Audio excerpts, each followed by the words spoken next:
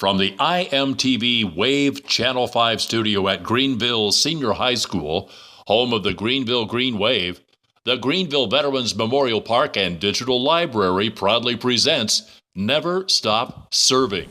Hello everyone, thank you for watching our 4th season of Never Stop Serving. I'm Samuel Plock and thank you for watching. Today's guest for episode 46 is the Vice Chairman of the Veterans Memorial Park and Digital Library. Please welcome Mike Maloney. Thanks, Sam. Thanks so much for having me. You're welcome. Always a pleasure. Yes. You're doing a great job here, Sam. Thank you so much for doing it for us. You're welcome. Mike, please tell us about your origin story. Okay, well, I grew up here in Greenville. I graduated in 1984, the class of 1984. Went into the Army directly after I graduated, the military police in the Army, and went to several places along the way. I was very happy I joined the Army. My mom and dad lived here, and then I had 6 siblings here in Greenville. I was the youngest of 7. Wow. Yeah, and so I went into the Army, got married, did all that stuff. 30 countries later, I got out and got heavily involved in veteran issues because there's a lot of veteran issues that are out there that need to be taken care of. I particularly got involved with the VFW because back when I was a kid in Greenville, my dad got me involved in the Sons of VFW, and that doesn't even exist anymore. Really? Right. Why did it stop? I think because maybe the kids lost interest in it all. But I wanted to talk a little bit about the VFW, about the start of it. The VFW started. I think you had Jerry on here not long ago, and he said it started during the Spanish-American War. But the VFW really took off after World War II. After World War II, we had a large group of mostly men back then, but there was definitely female soldiers and females that served back then. But it was mostly men, and there was a large group of them that went through a very difficult time. Hell, I mean, they call it the hell and back. And they did not have the ability to talk to anyone on the outside, so they created these organizations. That's why the VFW was a huge organization and powerful political voice back then, because everybody in World War II was in it, and it was a group within themselves. They couldn't talk about certain things on the outside. They couldn't sit at Kroger's and say, oh well, this other day I had this thought about this.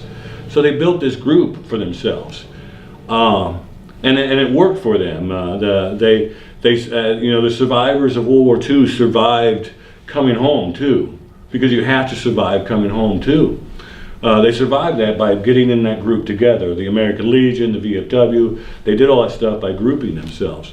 Well, what happened is World War II folks started to pass away, and then we had the Korean War and the Vietnam War, same thing, and you'll even be able to know in their history that Vietnam getting into the VFW was kind of turbulent at first because of the rift between ages and so forth.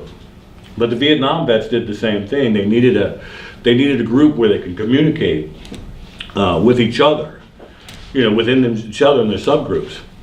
The problem now, the reason I'm telling you all this, the problem now is we have a difficulty connecting to the younger folks coming back from Afghanistan and Iraq. And therefore, what are we having? We're having suicides.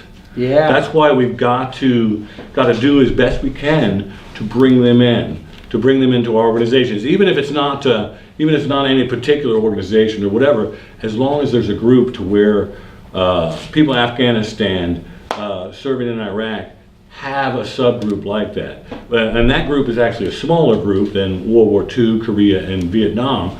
So it's more difficult, but we have to have a very concerted effort to try to reach out to these folks, particularly the folks separating from the military. You're more at risk of suicide after you separate within the first 12 months than any other time. It's about 95%.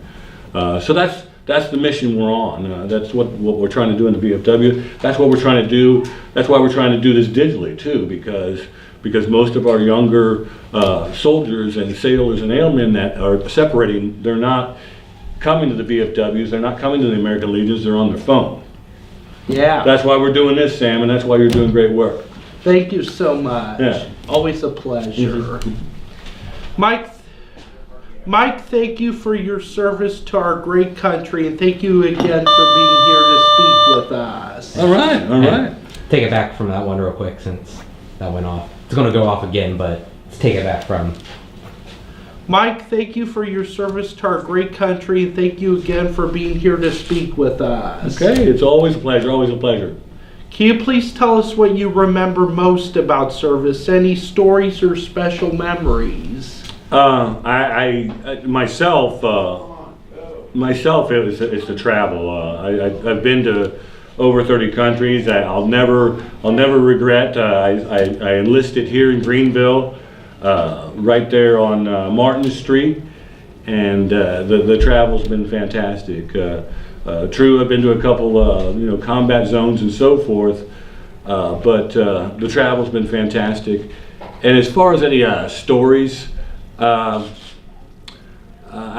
think something that left an impression to me the most is my first combat tour was in Saudi Arabia. I was assigned the 401st EPW camp. I was a prison guard pretty much in an EPW camp as an MP. What year was that? Let's see, Desert Storm was 92? No, 80. I think it's 91. So it'd have been January 91. January 91. Whew, got me, you asked me that too quick. January 91, and I was actually assigned, I was an active duty buck sergeant, I was a sergeant, and I got assigned to an active duty, or a reserve unit that was put on active duty for Desert Storm. So I was assigned to them. I was a kind of an active duty filler into a reserve unit. It's kind of fun. I actually just talked to and reconnected with two friends from that unit just recently, a couple days ago. But we were there in Saudi Arabia, a big camp, and we all our enclosures were set up for 500 prisoners, set up to house 500 prisoners. Every one of them. So I was called what you call an enclosure sergeant. I was in charge of the enclosure. And basically I was in charge of their health and welfare and making sure they counted and they behaved themselves and all this other stuff, and all that other business. But the big killer to it was when the war and the conflict started, they all started surrendering. You can look back in history. They surrendered, and thousands and thousands were surrendering. So enclosures that were set up for 500 prisoners had 900 in there. So yeah, it was quite the logistical challenge at first, because even the first day or two we were having problems feeding them all, because the food wasn't coming enough, and until we got the supply chains going, and they would be all upset. But the thing that strikes me the most is the memory you were asking about. It's just like Maslow's hierarchy of needs. You could see it there at the prison camp. When they first got in there, some of them were afraid we were going to shoot them. Some of them would say, "Oh, mister, please don't shoot me," because they were hearing stories on the other side that we shot prisoners. Well, of course we don't do that. Once they realized they weren't going to be shot, they were less apprehensive. Then, of course, they didn't think they were going to get shot. Then they wanted food. We want food. We want food. We want food. As soon as we got them food, they were taken care of. We want cigarettes. We want cigarettes. We want cigarettes. It was always the hierarchy of needs. And it just kept going up. Once they got cigarettes, they were happy. We're talking 2 or 3 days later. Mister, give me a football. Give me a football. And that soccer over there. It's what they call football. It's the hierarchy of needs, and then you got to a point where they were satisfied and feeling better, and that's actually is our job. If in the military, you want your enemy to surrender. So you want to have it be out that you take good care of them. You actually want to take good care of your prisoners for a military reason, if that makes sense to you. You want to make them, I give up. That's the whole point of it. I have pamphlets. I'd be happy to share and get this in there. I have pamphlets, leaflets that we dropped in '91. We dropped leaflets on them, and it actually had pictures of it. I'll make sure I share it, and possibly we'll try to get into this video. Had leaflets, and it said, surrender, and we'll give you bananas. That's what the cartoon showed. It surrendered and come in bananas, because at the prisoner war camp I worked at, they would come up with this leaflet like it was a coupon and say, "Mister, where's my bananas? We didn't have bananas that day. Get out of here, we don't have bananas, But, Mister, where's my bananas?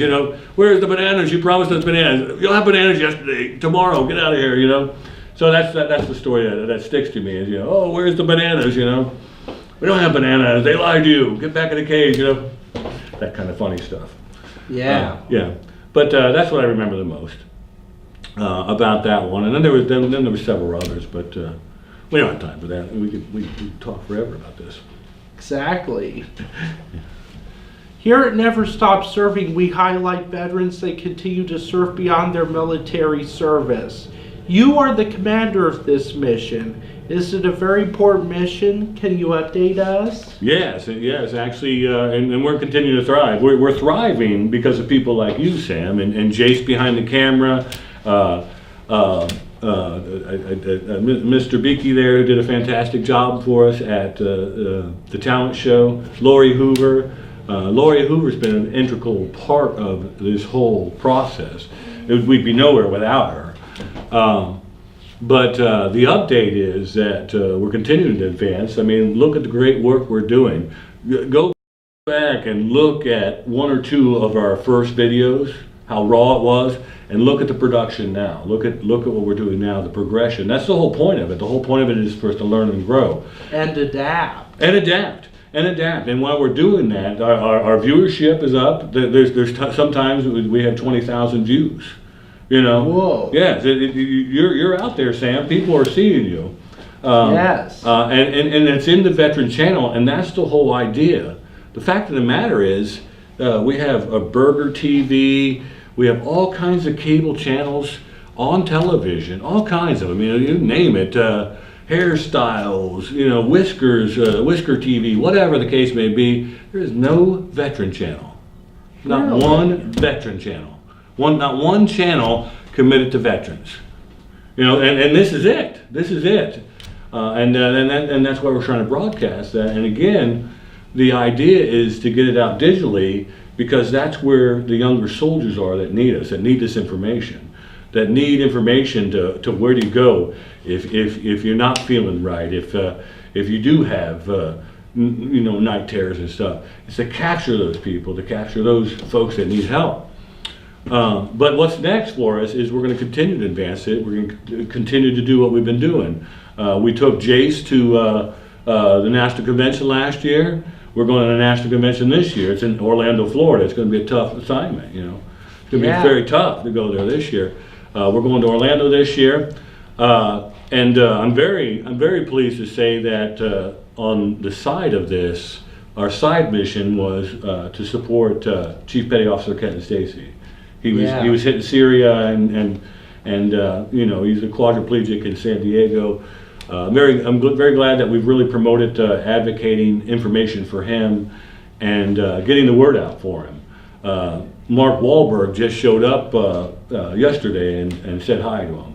There in San Diego, yeah. So we're very Mark Wahlberg. Yeah. There's a picture of it on Facebook. You can see it. But I'm very excited to see. Excited that we've been able to try to raise some awareness, at least local awareness for him and his plight. He's doing a fantastic job. He's thriving, and he's been an inspiration to so many of us. So it's nice to do that. And in April, we're going to go out there and see him. We're going to go out to San Diego and see Kenton, and we got a big fat check for him and a poster and a bunch of love for him. We're going to take out there and say hi to them. That's great. Right. And additionally with that, since we are, digitally inclined,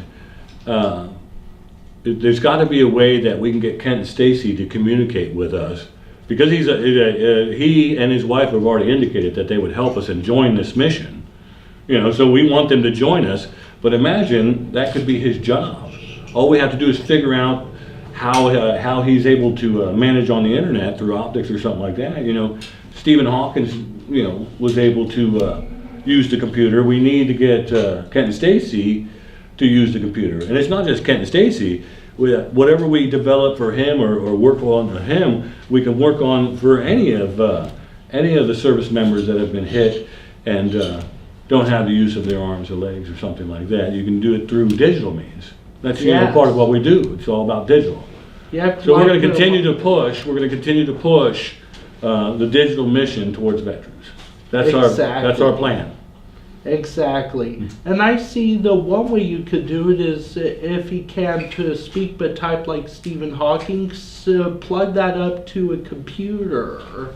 Right. We're gonna make it our mission now. We're gonna make it our mission now to see what we can do to make sure he has the ability to communicate digitally.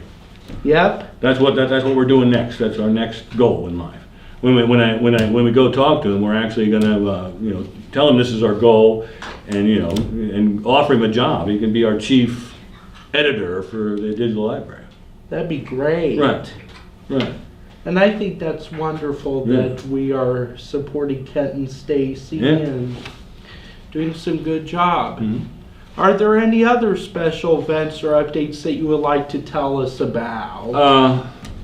Well, again, I said we're going to travel to conventions this summer, and we have, of course, we're planning our next talent show, and that we're actually going to try to go mobile with that and expand our reach. It's going to be the Phantom of the Opera 5. We're at our 5th talent show, so it's the Phantom of the Opera 5, and we're going to try to do it in Inglewood this year if we can. Really? In Inglewood, Ohio. And the reason people are like, why are we doing it in Inglewood? Well, first, I want to try to expand our reach of the digital library and get more people involved and more schools. We have set up a best practice here at Greenville Senior High School through everybody's help here that can be imitated at other schools, Northmont, wherever else. They can see what we're doing, they can do the same thing. Imagine how many veterans we could start speaking to and getting these histories from if all the high schools did this. Exactly. Well, I've been known to host talent shows too, so maybe if you ever need a relief man, there you go. have me. Sam, this job is yours as long as you want it. I really appreciate what you're doing. I've watched the interviews you were doing. They're fantastic. So the job is yours, sir. Thank you so much. All right. Thank you for what you do for your tremendous amount to our community. Hey, you're welcome, Sam. Thank you. More details will follow in an upcoming episode. Please continue to watch the Veterans Memorial Park and Digital Library's Facebook page for updates.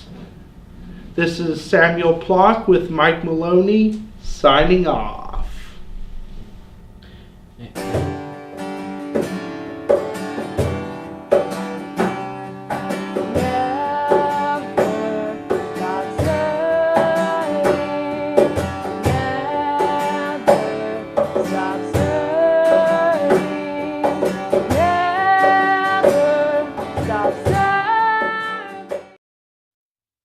Thank you for watching.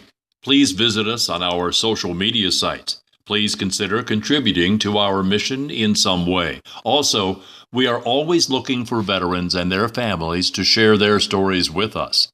Be sure to join us next week for our next episode of Never Stop Serving.